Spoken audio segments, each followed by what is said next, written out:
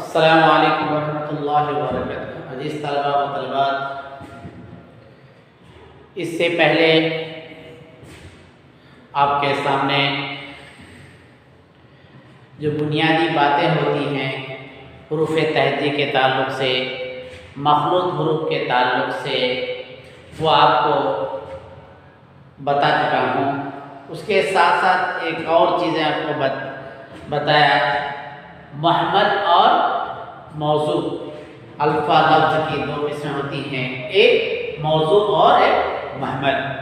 موضوع ایسا الفاظ جو اپنا معنی دیتا ہو، اور محمل ایسا لفظ جو اپنا معنی نہ دیتا ہو، جیسے کہ چائے وائے۔ اس کی مثالیں آپ کے سامنے دی جا چکی ہیں اور یہ امید ہے کہ آپ سمجھ گئے ہوں گے۔ اسی طریقے سے مفرد الفاظ کی تعریف بھی آپ کے سامنے کی جا چکی ہیں کہ الگ الگ حروفوں کو مفردات کہتے ہیں، جیسے کہ الف بے ہے، یہاں سے لے کر یا تک۔ اسی طرح مرکب الفاظ کی بھی تعریف آپ کے سامنے کی جا چکی ہے کہ مرکبات کسے کہتے ہیں۔ مرکبات ملے جلے حروفوں کو مرکبات کہتے ہیں۔ اب آئیے ہم لوگ جملے کی قسمیں سمجھیں۔ جملے کی دو قسمیں ہوتی ہیں، جملہ اسمیہ اور جملہ فعلیہ۔ جملہ اسمیہ، جملہ فعلیہ۔ یہ دیکھیے، جملے کی دو قسمیں ہوتی ہیں، جملہ اسمیہ، جملہ فعلیہ۔ جملہ فعلیہ، یہ دو چیز کو آپ کو بہت اچھی طریقے سے سمجھنا ہے کہ کوئی بھی جو سینٹینس ہم لوگ جملہ بولتے ہیں یا لکھتے ہیں، یہ دو ہی میں ہوتا ہے، ایک جملہ فعلیہ ہوتا ہے اور ایک جملہ اسمیہ ہوتا ہے۔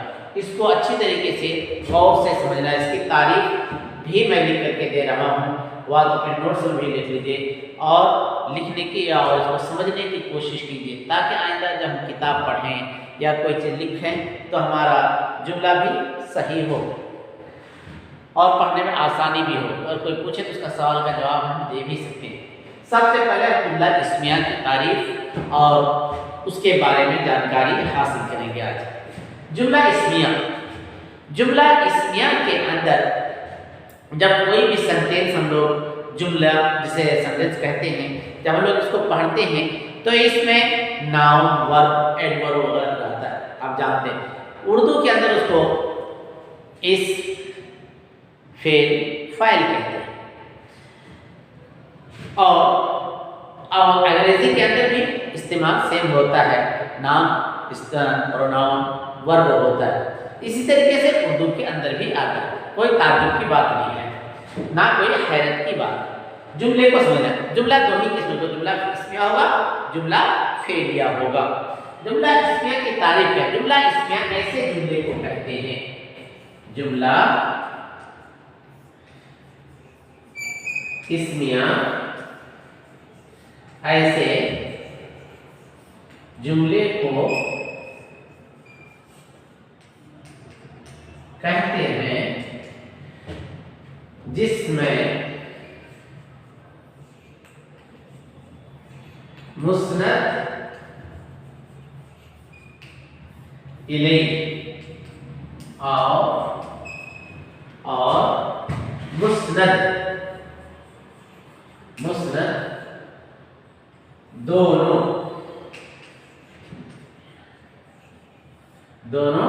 اسم، اسے جملہ اسمیہ کہتے ہیں، اسے جملہ اسمیہ کہتے ہیں۔ مثال جیسے، یا مثال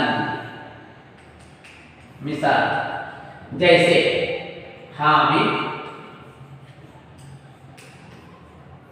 ذہین ہے، ذکیہ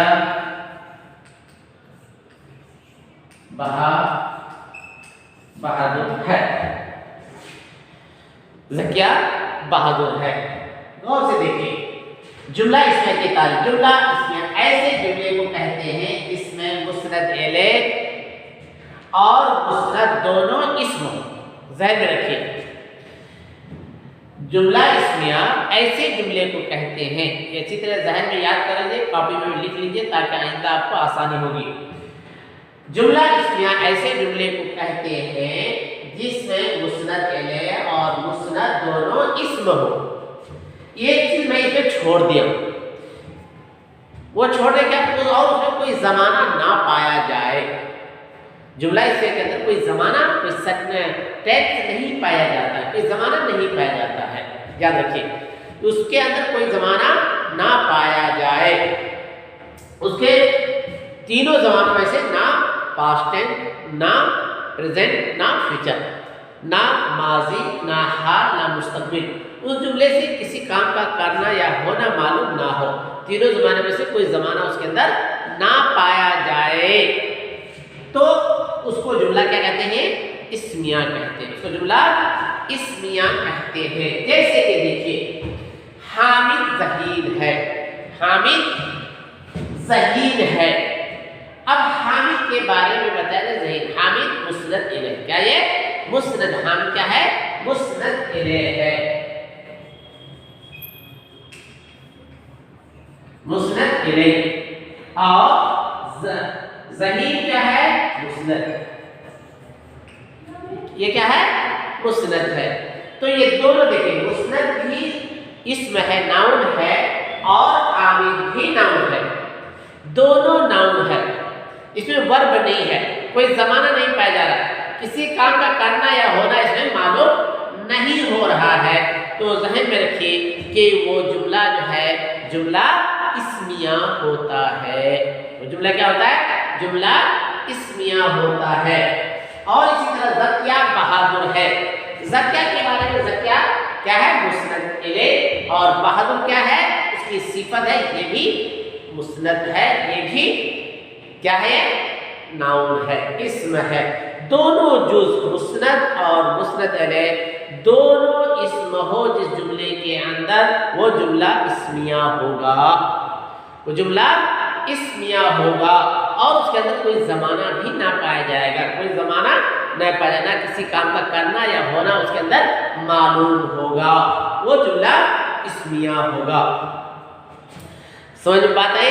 جملہ اسمیہ ایسے جملے کو کہتے ہیں جس جملے میں مسند اور مسند الیہ دونوں اسم ہو، اور اس میں کوئی زمانہ نہ پایا جائے، میں نے لکھا ہوں لیکن ذہن میں رکھیں، اور اس میں کوئی زمانہ نہ پایا جائے، نہ ہی جملے میں سے کسی کام کا کرنا یا ہونا معلوم ہو، ایسے جملے کیا کہتے ہیں؟ جملہ اسمیہ کہتے ہیں، جملہ اسمیہ کہتے ہیں۔ اس کی مثال آپ کے سامنے دے دی گئی ہے کہ اس کے اندر کوئی ورب کا استعمال نہیں ہوتا ہے، بلکہ حامد کی اور زکیہ کی صفت بیان کرے، اور صفت ہے کہ آپ جانتے ہیں کہ وہ بھی ناؤن ہوتا ہے، وہ بھی ایک اسم ہوتا ہے۔